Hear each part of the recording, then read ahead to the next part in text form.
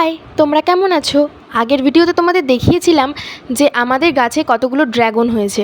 দেখো আজকে সেই ড্র্যাগনগুলো সব পেকে গেছে। আর আজকে তোমাদের সাথে এই ড্র্যাগন ফলগুলো তোলার ভিডিওটাই শেয়ার করব। দেখো কি সুন্দর ড্র্যাগন ফলগুলো হয়েছে। ওই সামনের বড় গাছটার সামনেরটায় দুখানা হয়েছে, আর এই বড় গাছটাতে অনেকগুলোই ড্র্যাগন হয়েছে। দেখো এখানে দুটো হয়েছে, এই একটা আর ওই পাশে একটা। আর এই বড় গাছটায় তো অনেকগুলোই হয়েছে। চলো এবার একে একে ড্রাগন ফলগুলো তুলে নিই। তো প্রথমেই যেই গাছটা সামনের দিকে আছে ওখান থেকে ফলটা প্রথমে তুলব। এই দেখো এই গাছটা একটা হয়েছে, এই ফলটাকে প্রথমে তুলে নিলাম। দেখো কি সুন্দর হয়েছে ফলটা। এই যে তুলে নিলাম, এবার একটা ঝুড়ির মধ্যে ফলটা রেখে দিলাম। এবার সামনের গাছটা থেকে এবার তুলব, এই বড় গাছটা থেকে। এ দেখো এখানে দুটো একসাথে হয়েছে, এবার এখান থেকে একটা তুলব। ড্র্যাগন ফলগুলো তুলতে কিন্তু ভালোই মজা লাগে, তবে এই গাছটায় অনেক কাঁটা, যদি একবার হাতে কাঁটা লেগে যায়। দেখো এভাবে সবগুলোই তুলে নেব একে একে। তো তোমরা দেখতে থাকো কিভাবে ফলগুলো তোলা হচ্ছে।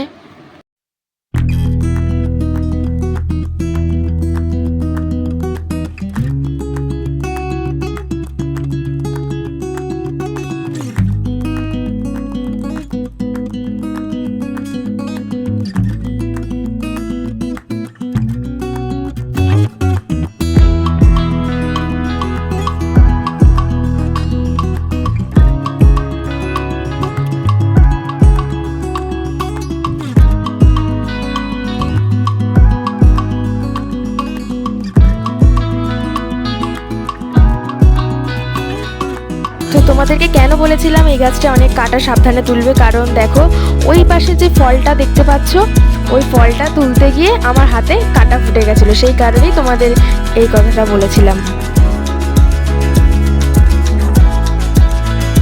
তো দেখো এখানে সব ফলগুলো আমার তোলা হয়ে গেছে। এক ঝুড়ি ফল হয়েছে, কতগুলো ফল হয়েছে দেখো, কি সুন্দর লাগছে দেখতে।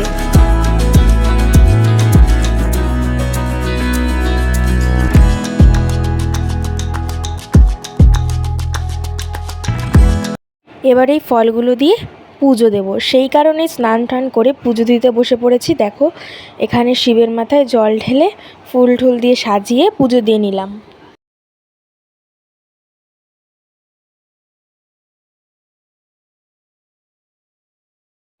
এই দেখো এই ফলগুলো দিয়ে পুজো দেবো, তার জন্য একটা ড্রাগন ফল কেটে নিলাম।